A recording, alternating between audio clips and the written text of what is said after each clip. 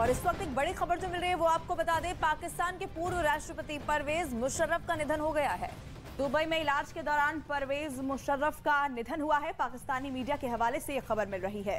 परवेज मुशर्रफ लंबे समय से बीमार चल रहे थे और आज उनकी खबर मिली है कि उनका निधन हो गया है। काफी लंबे वक्त से उनका इलाज दुबई में चल रहा था और यही वजह है कि आज उन्होंने अंतिम सांस ली है। दुबई में उनका इलाज चल रहा था।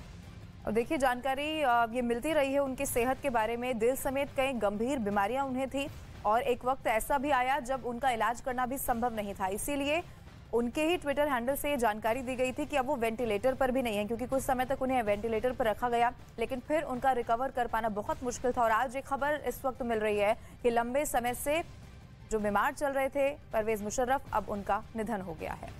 बिल्कुल, और इससे पहले भी हालांकि गलत खबरें इससे लेकर सामने आई थी, क्योंकि 2016 से ही वो अपनी बीमारियों का इलाज कराने के लिए दुबई में मौजूद थे और तब से कई बार उनके निधन की खबर ऐसे सोशल मीडिया प्लेटफॉर्म्स पर तैरती रही हैं। लेकिन आज ये खबर सामने आई है। पाकिस्तानी मीडिया के हवाले से इस वक्त की ये बड़ी खबर आपको दे रहे हैं। नीरज हमारे सहयोगी इस वक्त हमारे साथ जुड़ गए हैं। नीरज, और क्या जानकारी इस खबर को लेकर?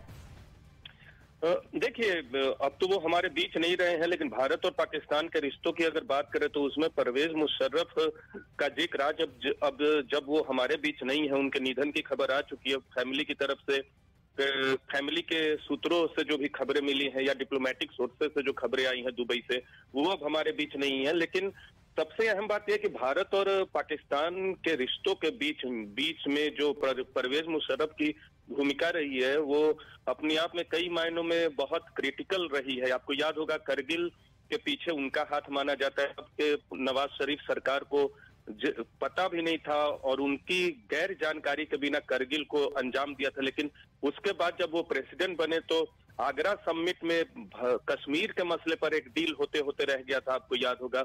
और उसके तुरंत बाद 2002 में जब सार्क समिट था, अटल बिहारी वाजपेयी प्रधानमंत्री थे, तब अपने भाषण को खत्म करने के बाद वो उनके साथ जाकर हाथ मिलाते हैं। ये सारी चीजें करगिल के बाद हुई थी और उस समय तक हमला हो चुका था। 2001 का आतंकवादी हमला हो चुका था पार्लियामेंट में। तो ये तमाम चीजें, उनकी लेगेसी जो है वो भारत के खिलाफ थी करगिल के मसले पर। हालांकि आगरा के आते आगरा समिट, जिसका बहुत ही भारत और पाकिस्तान के बीच में एक बहुत महत्वपूर्ण कड़ी मानी जाती है, अगर वो सफल हो जाती, हो नहीं पाई। अंतिम वक्त में वो बैक ट्रैक कर गए। परवेज मुशर्रफ क्यों किए, उसके लिए कई अलग अलग वजहें बताई जाती है, लेकिन परवेज मुशर्रफ अब हमारे बीच में नहीं है।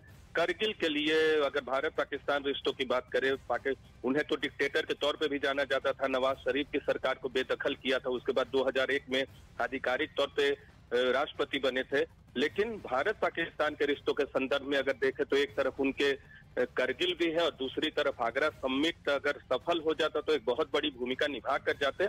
लेकिन 10वें राष्ट्रपति थे पाकिस्तान के, अब वो नहीं है। और पाकिस्तान की सियासत में जिस तरह से बाहर भी रहे पाकिस्तान से, जान को खतरा भी था, दुबई में इलाज चल रहा था, बीच बीच में आपने ठीक कहा कि खबरें आती थी कि अब वो हमारे बीच नहीं है, क्रिटिकल है, तो परिवार की तरफ से सफाई भी दी जाती थी। लेकिन आज ही उनका निधन हो गया है, अब इसमें कोई संदेह या शक शुबा नहीं है। बिल्कुल नीरज, लेकिन पाकिस्तान की सियासत में उनका कद और जिस तरीके से सेना प्रमुख वो रहे हैं, कई अहम फैसले उन्होंने लिए हैं, भारत पाकिस्तान के रिश्तों को अगर हम देखें तो किस तरीके से उनका इस सफर को देखें हम वहां पर पाकिस्तान में? देखिए, भारत पाकिस्तान के रिश्तों की अगर बात करें तो राजनीति में न रहते हुए भी, सेना प्रमुख रहते हुए उन्होंने अपनी भारत को लेकर, क्योंकि किसी भी आर्मी प्रमुख जो बाद में सियासत में सीधे तौर पे दाखिल हुए, राष्ट्रपति बने परवेज मुशर्रफ, उससे पहले ही उन्होंने करगिल जो है, पूरा करगिल ब्रेन चाइल्ड माना जाता है परवेज मुशर्रफ का। नवाज शरीफ सरकार को, ये कहा जाता है पाकिस्तान की सियासत में कि नवाज शरीफ सरकार को जानकारी नहीं थी और उनकी गैर जानकारी के बिना ये सब हुआ था। बाद में नवाज शरीफ सरकार को बेदखल करते हैं, फिर राष्ट्रपति बनते हैं। बाद में डिप्लोमेटिक तौर पे भारत और पाकिस्तान के बीच उन्होंने कई कोशिश की। उनके राष्ट्रपति रहते हुए ही एक बार ये भी पाकिस्तान की तरफ से कहा गया था कि पाकिस्तान की जमीन का इस्तेमाल आतंकवाद के लिए नहीं होगा। तो ये तमाम चीजें हैं, लेकिन नीरज लौटेंगे आपके पास, लेकिन आरजू काज़मी पाकिस्तानी पत्रकार है, इस वक्त वो भी हमारे साथ जुड़ गई हैं। आरजू, क्योंकि लंबे समय से जानकारी मिल रही थी उनका स्वास्थ्य ठीक नहीं था, उनका इलाज भी अब हो पाना संभव नहीं था, क्या और जानकारी है? दिल के अलावा कौन सी ऐसी बीमारी थी जिससे वो रिकवर नहीं कर पाए और फिर आज उनके निधन की खबर आई? जी बिल्कुल, उनकी जो बीमारी का तो यही कहा जा रहा था कि जी कोई टाइप का कैंसर था जो बहुत रेयर होता है, ये बताया जा रहा था। और वो काफी टाइम से दुबई में उनका ट्रीटमेंट चल रहा था।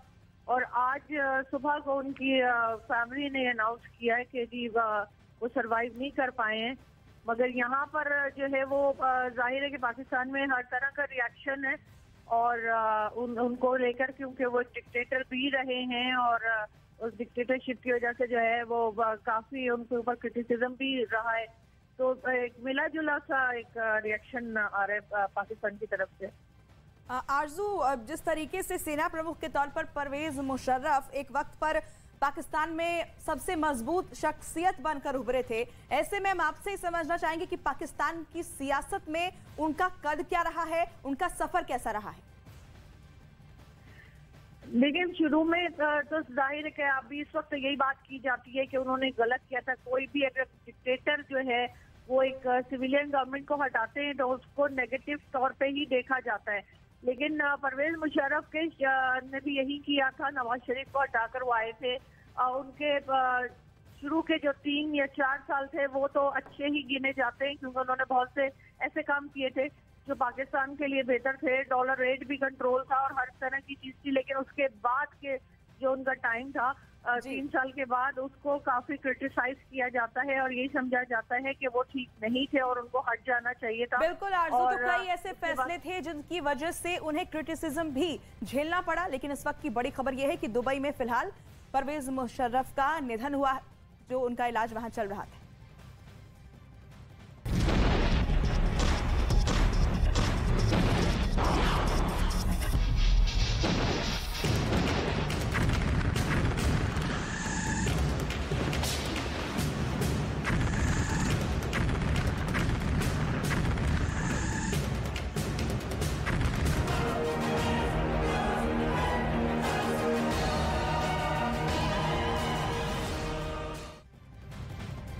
और अब बात रूस यूक्रेन जंग की। यूक्रेन को करीब 50 मुल्कों से हथियारों की सप्लाई मिल रही है और अमेरिका से आने वाले अगले पैकेज में यूक्रेन को एक ऐसा रॉकेट मिलने वाला है जिसे लेकर मॉस्को में हलचल पैदा हो गई, जिस पर मॉस्को की मीडिया मंथन कर रही है। चर्चा के दौरान दावा किया जा रहा है कि अमेरिका जिसे अचूक अस्त्र बता रहा है, उसे रूस के मिसाइल डिफेंस सिस्टम बहुत आसानी से मार गिरा सकता है। यानी अमेरिका के पास अगर कोबरा है तो रूस का दावा है कि उसके पास सपेरा है।